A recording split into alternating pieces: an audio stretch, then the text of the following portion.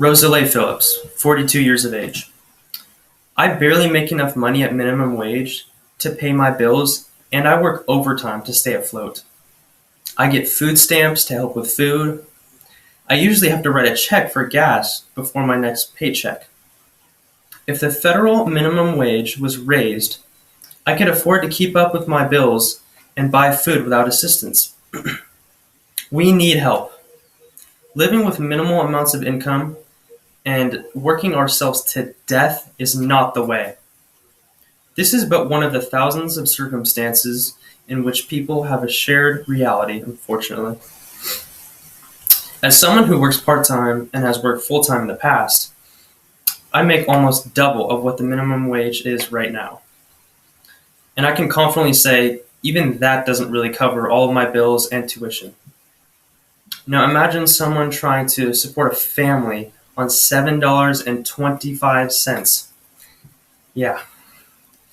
Today, I will be discussing how increasing the federal minimum wage can lead to a reduction of poverty levels, boost jobs, and an adequate standard of living for working families. First, I'll be talking about how an increased federal minimum wage will reduce poverty levels.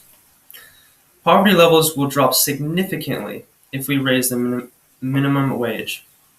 In fact, according to a study done by Dan Dube, a PhD and professor of economics at UMA, an increase from $7.25 to just $8 in the federal minimum wage would decrease poverty levels by 2.4%. And increasing it to $10, well, that would reduce the amount of Americans living in poverty by 4.6 million. Full-time workers would be getting an annual raise of about $4,000 a year. This would be enough to get a family out of poverty.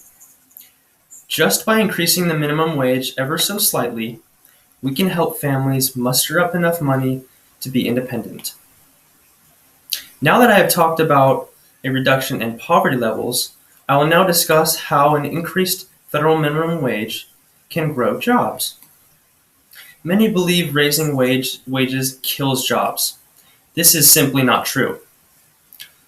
Leading economics have found that increases to the minimum wage have no discernible effect on employment, including high-impact sectors like restaurants and retail.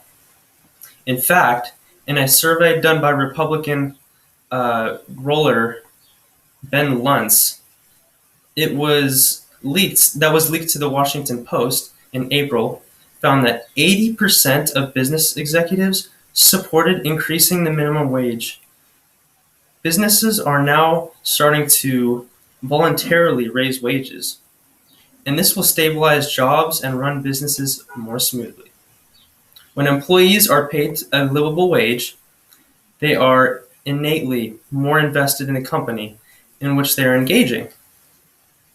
This means they get more work done. There is less push to get people to achieve these goals, and the increased wage will boost work ethic and productivity. Lastly, I would like to talk about an increased federal minimum wage. I'd like to talk about how an increased federal minimum wage will provide an adequate standard of living for working families. Nowadays, a wage of $7.25 cannot sufficiently cover housing and other basic living expenses, even for a single adult. However, raising that to $10 will significantly improve living standards. It will give additional purchasing power to that individual that they did not previously have. The average age of workers who would see a pay increase is 35 years old. About 90% of these with increased wages would be adults 20 years older or over. These are the breadwinners for their families. They are early in their career-building years in which they need to support their family. A pay boost would drastically help them with bills and give them a better opportunity to increase their standard of living. Today, I explained why the federal minimum wage should be increased. I talked about how it would reduce poverty levels, how it would grow jobs, and how it could provide an adequate standard for living for working families. I know many of you out there, are very busy between school, work, and family. Life can get hard. But by increasing the federal minimum wage, we provide a little bit more of assurance and stability in our eventful, action-packed lives.